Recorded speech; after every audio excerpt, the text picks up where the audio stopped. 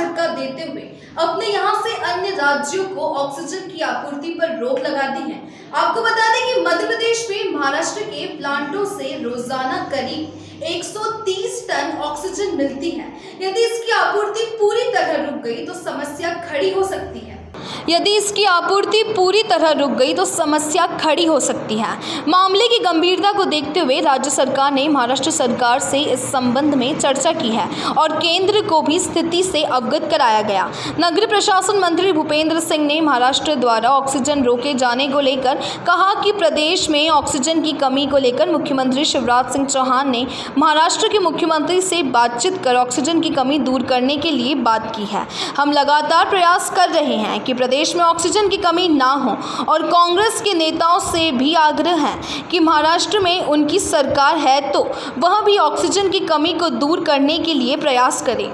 वहीं बुधवार को भाजपा के केंद्र संगठन महामंत्री बीएल संतोष द्वारा चुनावी तैयारियों को लेकर की गई मैराथन बैठक में मंत्रियों को दी गई टूक को लेकर नगरीय प्रशासन मंत्री ने कहा कि ऐसा कुछ मामला नहीं है, सिर्फ मंत्रियों को उनकी जिम्मेदारी और दायित्वों का बोध कराया गया है। हम उपचुनाव को लेकर मेहनत कर रहे हैं और सभी सीटें जीत रहे हैं।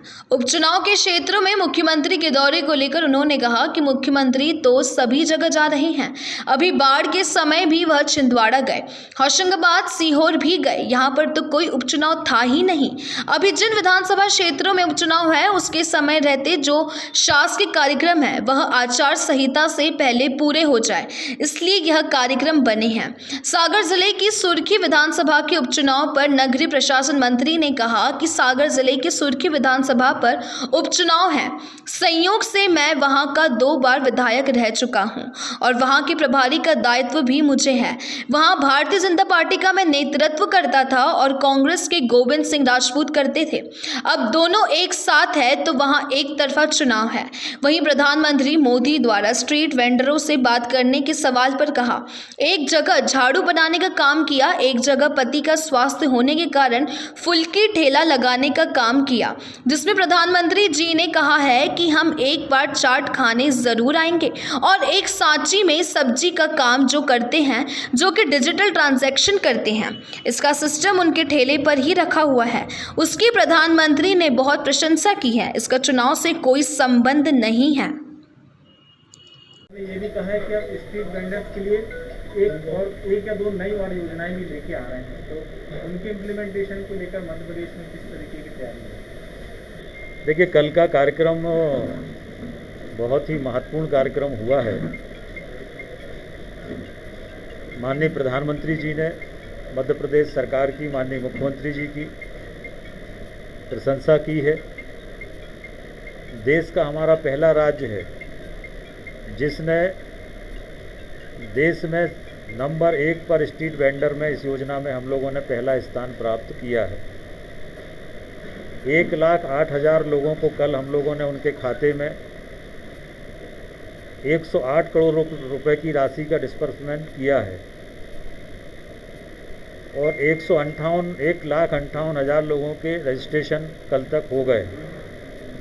हम लोगों की कोशिश रहेगी कि ये हम लोगों की संख्या को 5 लाख तक लेकर जाएं, परंतु कुल देश का जो प्रतिशत है वो 85% लक्ष्य हम लोगों ने मध्य प्रदेश में पूरा किया है। मैं माननीय प्रधानमंत्री जी का बहुत अभिनंदन करता हूँ।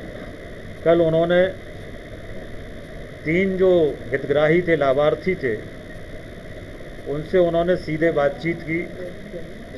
सावेर में बातचीत की, ग्वालियर में बातचीत की, सांची में बातचीत की और जिस तरह से उन्होंने बताया लाभार्थियों ने प्रधानमंत्री जी को इस योजना के लाभ से उनको कितना फ़ायदा है, ये निश्चित रूप से लॉकडाउन के समय में जो एक छोटा तबका हमारा है, रेवड़ी वाले हैं, पटरी वाले हैं, इनको जो कठिनाई थी उनको सीधा 10,000 रुपये की राशि उनके खाते में पहुंची है।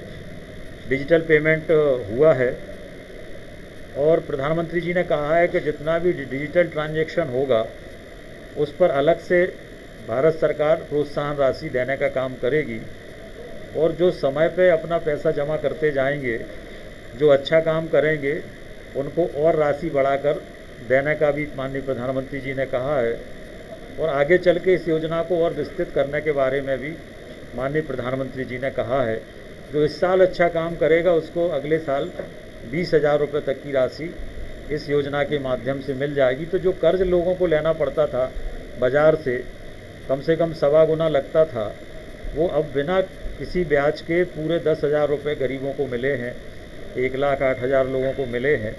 ये निश्चित रूप से माननीय प्रधानमंत्री जी का हम सब आभार करते हैं और धन्यवाद करते हैं और उन सभी लाभार्थियों को बहुत बधाई शुभकामनाएं देते हैं। प्रधानमंत्री जी